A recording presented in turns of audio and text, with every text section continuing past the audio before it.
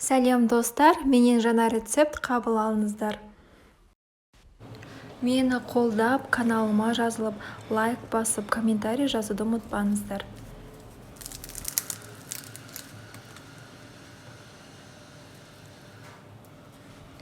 Ең алдымен ыдысымызға бөлме температурасындағы суды құйып, ішіне тұз салып, қолмен араластырамыз осылай, тұзы еру үшін.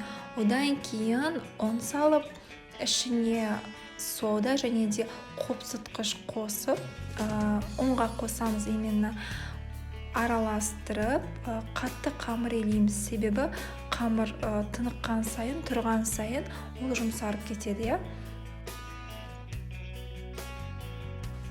Қаттылығы еттің қамырына ұқсас болу қажет.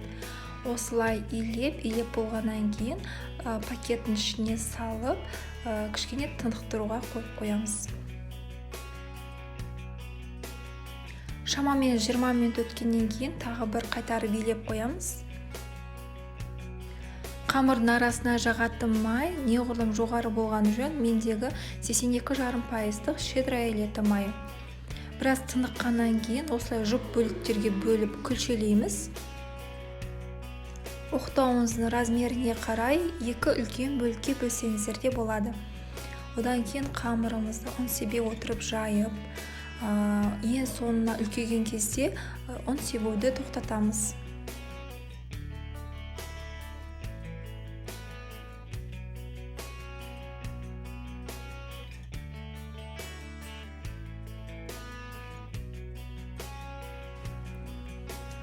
Қамырымызға майды қолмен жаққан жөн деп санаймын өзім, себебі щеткамен жаққан кезде дұрыс жағылмайды. Одан кейін қамырымызды осылай ширатып, орап қоямыз.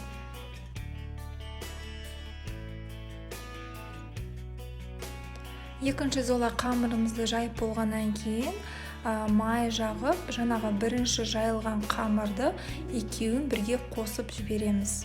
Екі золаны сонда бірге ораймыз.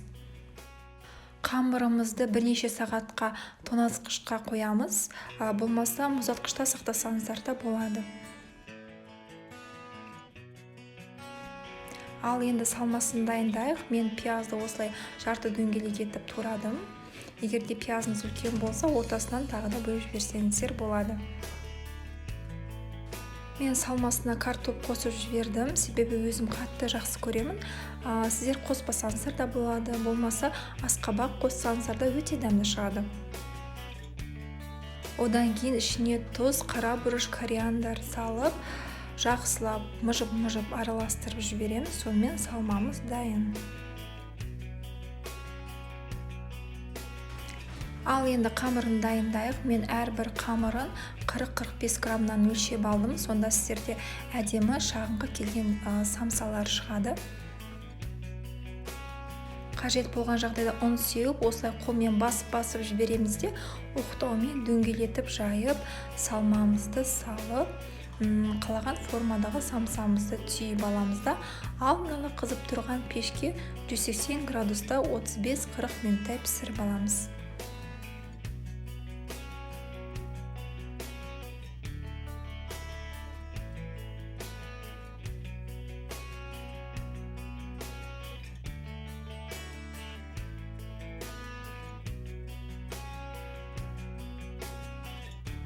Бетіне жұмыртқаның сарысын жағып, пешке жібереміз. Әркімнің пеші әртүрлі, менде 180 градуста 30 минут пісті. Міндетті түрде дайындап көріңіздер, ас болсын.